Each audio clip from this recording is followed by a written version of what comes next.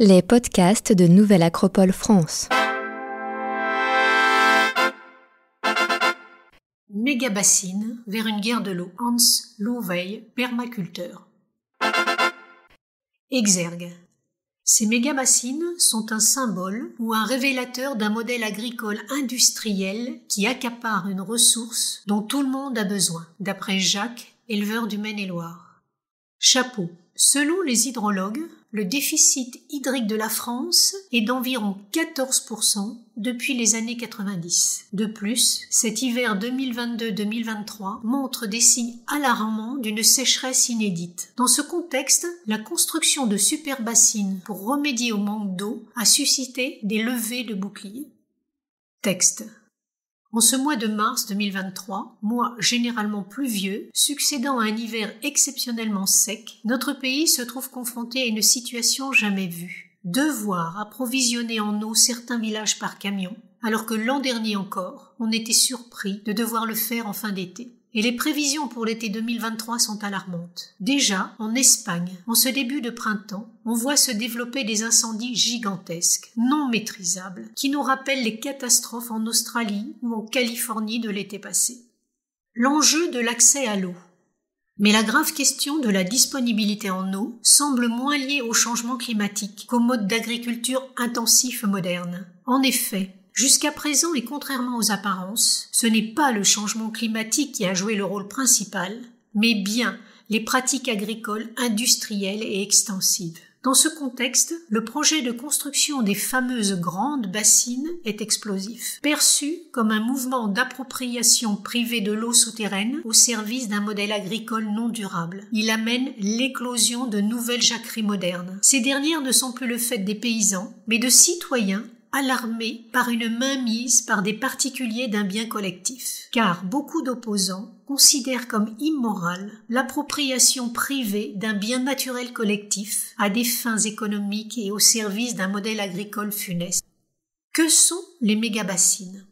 Beaucoup peuvent penser qu'il s'agit de collecter l'eau de pluie pour assurer un arrosage ultérieur en fonction des nécessités. Ceci ne poserait sans doute pas de problème. C'est ce que font de plus en plus de petits maraîchers ou certains agriculteurs. Ce procédé est plus que vertueux, car il évite de ponctionner dans l'eau potable des réseaux collectifs pour arroser ses plantations et il permet de prélever l'eau de pluie à sa source. Mais il n'en est rien. Le principe de ces bassines est de pomper dans la nappe phréatique l'eau pure qui s'y trouve pour la remonter en surface et la rendre disponible durant les périodes sèches pour l'irrigation des grandes surfaces. Ce besoin d'irrigation s'est fortement accru ces 20 dernières années, non pas tant à cause du réchauffement climatique, mais comme conséquence de nos pratiques agricoles modernes. Les nappes phréatiques en danger. Notre modèle d'agriculture industrielle est basé sur la déforestation extrême de l'environnement, comme par exemple la destruction des haies bocagères et le remembrement pour la constitution de champs de centaines, voire de milliers d'hectares. En déforestant, on réduit les précipitations et en éradiquant les haies, on réduit la captation de l'eau en même temps que la biodiversité. Et ceci se conjugue très souvent à un grand gaspillage de cette même eau par évaporation du fait de l'arrosage, par aspersion en plein soleil. En parallèle, de moins en moins d'eau de pluie parvient à s'infiltrer dans le sol et à reconstituer ces fameuses nappes phréatiques. Ceci est dû à des pratiques agricoles telles que le labour profond qui engendre la constitution d'un socle de labour imperméable, en même temps que destruction de la vie souterraine, et à l'urbanisation, asphaltisation des sols. La conséquence de cela est qu'une très grande partie de l'eau de pluie ne fait que ruisseler et provoquer de multiples épisodes d'inondation, ainsi que l'évacuation vers la mer de cette eau et des éléments superficiels et fertiles du sol, polluant ainsi un peu plus celle-ci, mais ne reconstituant nullement les nappes phréatiques. C'est pourquoi, dans un contexte de sécheresse accrue, leur reconstitution annuelle en hiver dans un modèle agricole inchangé est loin d'être acquise, et le remplissage des mégabassines par la même occasion. Les scientifiques, pour ou contre.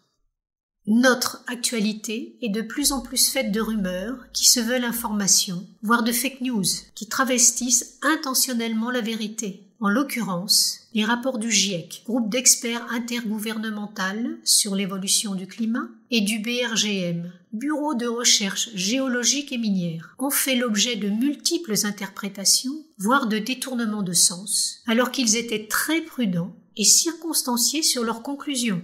Désormais, nous entendons régulièrement des hydrologues rectifier et exprimer leur réticence, voire leur désaccord quant au développement large et sans recul de mégabassines. Lors d'une audition au Sénat, des chercheurs du BRGM ainsi que leur présidente, Madame Michèle Rousseau, prennent leur distance avec ces interprétations et évoquant le détournement des conclusions du GIEC, qui, dans son étude, a répondu à un cahier des charges précis et n'a pas simulé les conséquences du réchauffement climatique. Les mégabassines, une solution miracle. Ainsi, les mégabassines, loin d'être une solution miracle, dévoilent de multiples effets pervers. Sur le plan physique, le risque d'épuisement de nappes phréatiques ne pouvant se reconstituer suffisamment et l'évaporation de cette eau pure en été du fait des températures de plus en plus élevées, estimation à 3 à 4% par la COP de l'eau 79, et accroissement de l'évapotranspiration de 10 à 15% par degré supplémentaire de température.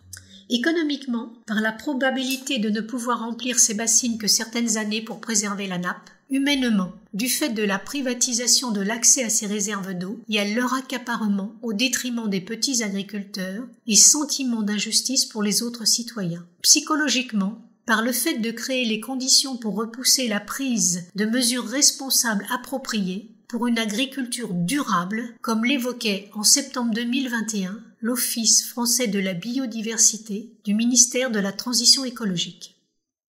Un gaspillage de l'eau.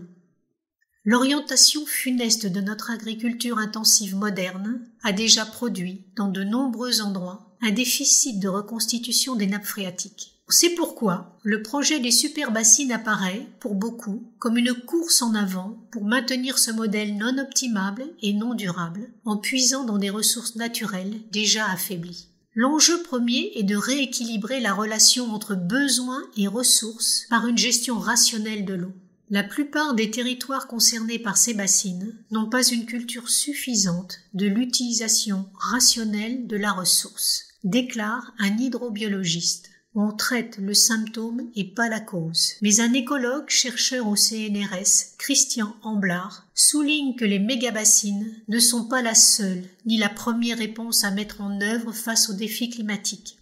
Cela passe par la restauration de zones humides, la réduction des usages de pesticides et la plantation d'arbres. Derrière les mégabassines, un modèle remis en cause. Car il existe des alternatives à cette ponction excessive des ressources en eau, avec de nouveaux modèles d'agriculture, tels l'agroforesterie, l'agriculture sur sol vivant, etc. Mais développer ces alternatives exigerait d'investir de nouveau dans l'homme plutôt que dans les machines, de redonner de la valeur au travail agricole et aux agriculteurs, plutôt qu'à des ouvriers agricoles et des robots. Avenir qui nous menace par l'industrialisation du modèle agricole. Ceci supposerait aussi de revaloriser les métiers de l'agriculture, d'en faire des métiers non dangereux, sans produits chimiques nocifs, pour l'acteur comme pour le consommateur, de revoir le prix des aliments en recentrant sur l'essentiel. Une alimentation saine, préservant la santé, préservation de la nature et du vivant. Renouer avec la terre. Une autre voie serait d'encourager les contacts entre producteurs et consommateurs, en suscitant la participation à certaines actions peu techniques qui permettraient aux citadins de se rapprocher et de se réapproprier le lien à la terre, comme par exemple les récoltes collectives, comme cela se fait sur de petites surfaces. Mais pour cela, il faudrait sans doute réduire la taille moyenne des exploitations agricoles et tourner le dos à l'évolution actuelle, et ainsi permettre au monde citadin et au monde agricole de communiquer et partager à nouveau du sens et de l'action. En allant plus loin, il faudrait sans doute envisager de remettre à leur juste place les dépenses de loisirs et de divertissement de déplacement, pour les citadins par exemple, voire d'habitat dans nos dépenses. Si pour certains, ce n'est malheureusement pas possible économiquement, il faut voir comment leur permettre de remettre le pied à l'étrier, sur le plan collectif, pour beaucoup, il y a une possibilité de révision de l'allocation des dépenses pour un meilleur futur. N'est-ce pas cela la sobriété heureuse ? Faire de nos loisirs un acte utile au niveau collectif ou faire d'une action citoyenne un loisir fait aussi partie d'un nouveau paradigme.